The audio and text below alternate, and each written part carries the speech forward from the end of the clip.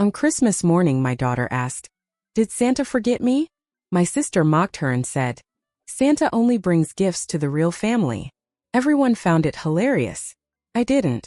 I took out my phone, made one decision, and when they checked their phones, they started screaming. On Christmas morning, my little girl looked straight at me with those wide eyes and asked real soft if Santa had forgotten about her. And right away my sister Karen laughed and cracked a joke about how Santa only brings gifts to real family, which everyone else seemed to think was the funniest thing in the world, but I sure as hell didn't.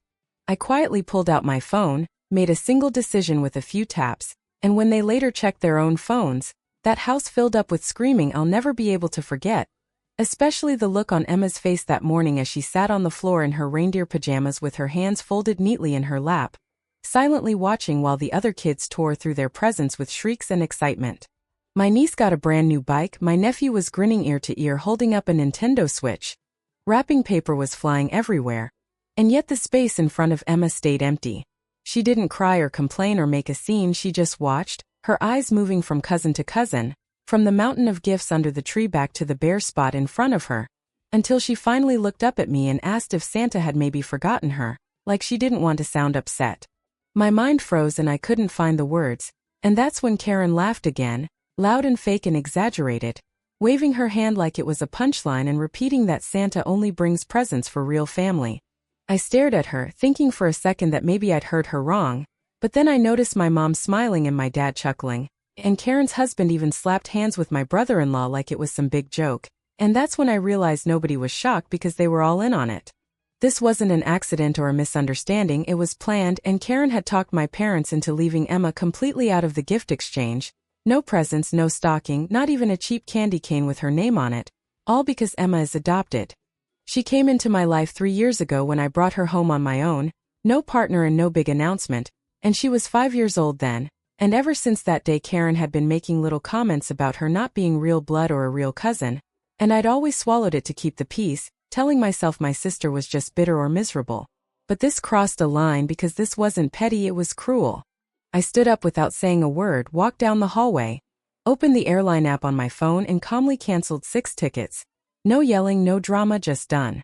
It was a Florida resort trip with oceanfront rooms, meals included and kid-friendly everything. A vacation I paid for because nobody else could afford it but everyone somehow expected it, and in seconds it was gone. I went back into the living room, sat down next to Emma, and asked if she wanted to go get some hot chocolate. And she nodded, so we quietly left without anyone even noticing. Later that night, though, they noticed plenty. Around 7:30 the messages started rolling in, first from my dad, then Karen, then her husband, all confused and asking if something was wrong with the flight or the reservation. And by 8 o'clock it had turned into full panic because the resort was sold out. There were no backups, no refunds, and everyone had already taken time off work after counting down for months. Karen sent a voice message sounding furious, demanding to know what happened and insisting I fix it. And instead of replying, I sent one short message saying Santa only brings trips for real family and set my phone down. The next morning I woke up to 37 notifications, missed calls, texts, voicemails, long unhinged messages from Karen, and even a sad Facebook message from my mom with a frowny face emoji, and I ignored all of it. Emma woke up asking if Santa might have accidentally left her presents at our house instead. And I told her maybe he just got mixed up this year but that we'd worked it out together. Then I took her to her favorite little diner and we shared chocolate chip pancakes and peppermint hot chocolate piled high with whipped cream, and her smile made everything worth it. We spent the rest of the day at home painting together, and I gave her the big art set I'd been saving for later because I hadn't wanted her to feel different that morning, and honestly it felt better this way. While Christmas music played and paint colors mixed, my phone kept buzzing on the counter. And when my mom finally sent a voice message I put it on speaker and listened as she told me I should be proud of myself for ruining Christmas and devastating Karen's kids, never once mentioning what they'd done to Emma. They were acting like the victims because their vacation was gone, still not realizing I'd canceled it on purpose, and Karen even sent me a screenshot of the cancellation asking if I'd been hacked before tagging me in an Instagram story showing her kids with their new gifts and a caption about knowing what family really means. I didn't respond, I just took Emma outside and we went sledding until dark. And it wasn't until 2 days later that Karen finally called me directly. I answered because I wanted her to hear me, and she immediately launched into complaints about crying kids, a sold-out resort, wasted time off, and how I owed everyone an explanation, so I told her flat out it wasn't a mistake and that I canceled the trip myself. After a long silence, she asked what the hell I was talking about, and I told her exactly why, that she humiliated my daughter in front of the entire family, made her feel like she didn't belong, laughed about it, and everyone else let it happen. Not a single one of them ever thought there would be consequences, because in their minds they still expected to hop on that vacation I paid for, lounge on the beach, sip drinks by the pool, and pretend everything was fine while my daughter sat there wondering why she wasn't even worth a stocking. Karen told me I was overreacting, said it was just a joke, claimed Emma wouldn't even remember it in a few years, and that's when I snapped back that if that was true then she could forget all about them too, and I hung up. That same night I blocked Karen, my parents, and my brother-in-law everywhere I could think of, wiped them from the group chat, locked them out of my airline account, removed them from the resort portal, deleted their traveler profiles, and changed every password I had. I checked the charges, saw they were non-refundable, and decided I didn't care because it was still worth every penny. Emma and I stayed up late building her new Lego set, and she told me she was happy it was just the two of us this year. And right then I knew that trip was never happening, not now and not ever, because if they wanted to pretend we weren't family, then that door was done for good. New Year's came and went like we didn't exist at all. No calls, no messages, no holiday wishes, nothing from my parents and nothing from Karen. And the silence would have been fine if I didn't understand exactly what it meant. They thought they were punishing me, telling themselves I'd ruined the trip and the holidays and stolen control from them. And that was what really burned. Not the money or the plans, but the fact they couldn't dictate the outcome anymore. I expected the silence, but what I didn't expect came next. On January 3rd, the day they were supposed to fly out, I woke up early, made Emma breakfast, and took the trash out. And that's when I noticed something wrong with my car. From the back it looked off, and when I walked closer I just stood there staring because all 4 tires had been slashed, not blown out or damaged, but clean knife cut straight through, the kind meant to send a message. For a moment I tried to tell myself it could have been an accident or I was jumping to conclusions, until I saw footprints in the snow looping around the car and heading back toward the curb, clear as day. About 10 minutes later my neighbor Mark came over and told me he'd seen a dark SUV parked outside my place around 4 in the morning with the headlights off, and while he couldn't see who was inside, he was pretty sure it matched my brother-in-law's car. That's when it stopped feeling like petty drama and turned into something serious. And at 9:14 that morning I got a text from an unknown number saying maybe next time you won't screw over your own family. No name attached, but none was needed. They were supposed to be leaving that day, boarding flights they couldn't take, going on a vacation they lost, and since I'd taken that away from them after they took Christmas from Emma, this was how they chose to respond. I sat at the kitchen table holding my phone in one hand and the non-emergency police number in the other, hesitating for a split second as my mother's voice echoed in my head telling me not to be so sensitive, that it was just a joke, but this wasn't a joke anymore, it was intentional and mean, so I made the call. The officer who came out treated it seriously, looked at the tires, the footprints, the text, listened to Mark's statement, and when I told him I believed my sister was responsible, I explained everything from Christmas morning to the canceled trip, and when he asked about evidence tied to the phone, I told him to talk to her. They did, and Karen tried to play innocent, said I was bitter, claimed she'd been asleep and her husband was home all night. But Karen's problem has always been that she's smug, not smart, and smug people slip. The prepaid phone used to text me was bought with her debit card at a gas station 2 towns over that same night, and security footage showed her at the register, so when they brought her back in she wasn't laughing anymore. She was charged with misdemeanor property damage and harassment, and while her husband avoided charges, his name still ended up in a police report, and Karen got community service, fines, and a long walk through a courthouse where her attitude finally stopped protecting her. That night my mom left me a voicemail I still haven't deleted, sounding half panicked and half accusatory, saying she couldn't believe I'd get my own sister in trouble, calling it a stupid prank that went too far, and accusing me of tearing the family apart, and I listened to the whole thing while Emma slept on the couch beside me. My mom never mentioned Emma, not once, never apologized, and that's when it really sank in that I hadn't broken anything. I just stopped pretending it wasn't already broken. They'd cut us out long before the tires, first emotionally and then literally, so I made a decision right then and there that I was done explaining myself, done being the bigger person, done paying for vacations, done forgiving quietly, and done cleaning up their messes because if they wanted to cross lines, they were finally going to learn what it felt like when someone drew one back. 2 days after Karen was charged, my parents showed up unannounced at my door like nothing had happened, my mom holding a tin of cookies like it was a reset button, and Emma spotted them through the window and waved before I could stop her, so I opened the door even though I didn't want to. They didn't come to apologize, and the first thing my mom said was that we shouldn't drag this out because we're family. And once again she never mentioned Emma or the Christmas morning where my daughter sat quietly while everyone else tore into their gifts. She didn't ask how I was doing, didn't check on Emma, didn't say a word about how I was holding up after my sister had someone slash my tires, because instead she went straight to talking about Karen and how hard things were for her and how I needed to be the bigger person. She said calling the police had only made everything worse, that Karen was embarrassed now, and when I asked her directly if she thought what Karen did was wrong, my mom didn't even answer me, she just looked away like she hadn't heard the question at all. My dad stood behind her with his hands shoved into his jacket pockets, staring at the ground and staying completely silent, not offering a single word. Then my mom finally got to the real reason they were there and asked if I was still going to help them with the house, and I just stared at her because I'd been quietly paying their bills for more than 2 years: utilities, internet, trash pickup, electric, gas, even their property taxes once when they came up short at the last minute. I never made a big deal about it and never asked for anything back, and there they were barely pretending to care about what Karen had done to me and my daughter while asking if I was still going to keep the lights on. I told her it was already handled, and when she looked confused I explained that the night before I'd logged into every account and canceled everything, stopped the payments, set the services to end at the next billing cycle, and unlinked my card from the property tax account, so they'd start getting notices soon enough. Trash pickup would end first, then water, then everything else, and from here on out they were on their own. My mom went quiet, not shocked exactly, just silent, like she was finally realizing I wasn't bluffing, and they left a minute later without a hug or even a real goodbye, my dad muttering something about figuring it out as they walked away.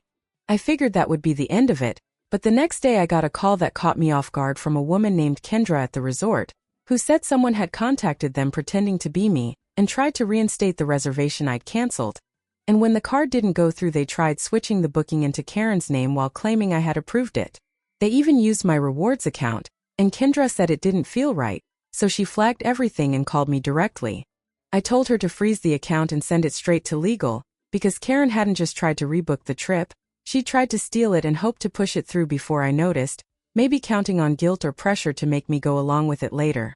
Instead I emailed Kendra the police report, screenshots of the threatening text, and the incident number from the tire damage, and made it clear my sister was never to be allowed to book anything under my name again, ever.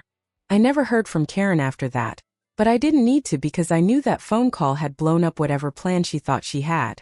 That night Emma came and sat beside me while I was looking at flights and asked if we were still going on vacation, and I told her not only were we going but this time we were choosing everything ourselves with no extra people, no pretending, and no one getting left out.